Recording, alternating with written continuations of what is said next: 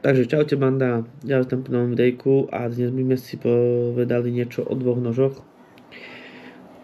Obidve nože sú zatváracie a majú čepel 8CR 13 mov, to je čínska nerezovka, Made in China.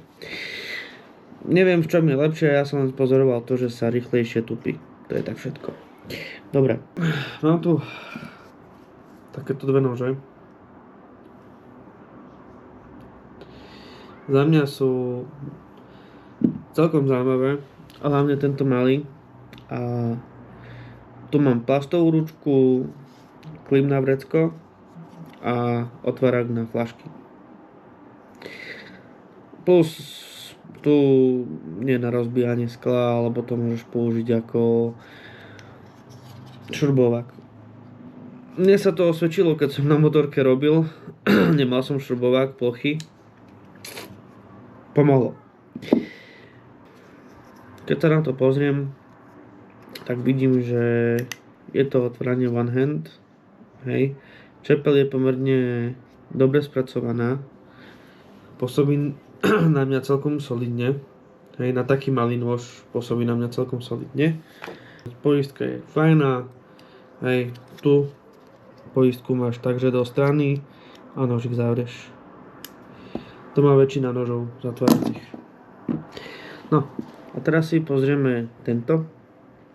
Takisto dotvárací, takisto je to 8CR 13 mov, čínska nerezovka, klip na opasok alebo na vrecko, ale za mňa celkom fajný nožík. Tie Kershaw nože sú celkom fajn, akože niektoré na mňa pôsobia tak lacino za tie palky, čo to pýtajú, ale ok. Ja osobne nemusím veľmi zatváracie nože. Neviem si nejako... u mňa zatvárací nožík to je možnosť, kde sa ti to môže dožubať, bude sa ti to vyglať a tak ďalej a tak ďalej.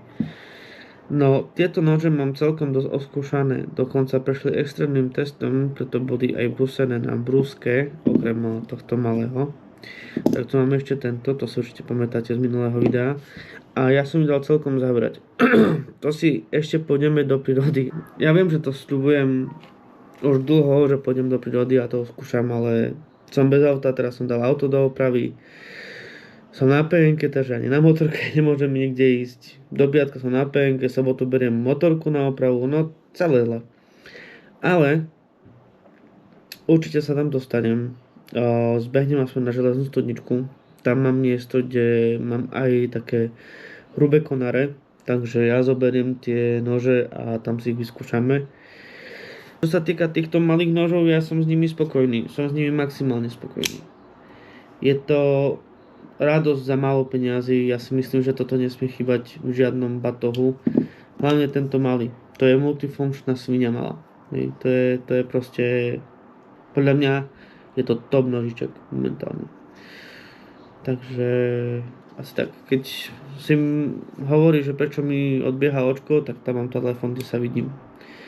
Takže skúšam stále tú novú kameru, čo mám. Skúšam pre vás rôzne možnosti, aby ma bolo aj dobre počuť, dobre vidieť a že by ste videli ten bordel za mnou. Nerobím si srandu. Dobre, to je bolo pre toto video všetko. Dúfam, že aj také videjko krátke sa vám páčilo a my sa vidíme pri ďalšom. Čaute banda!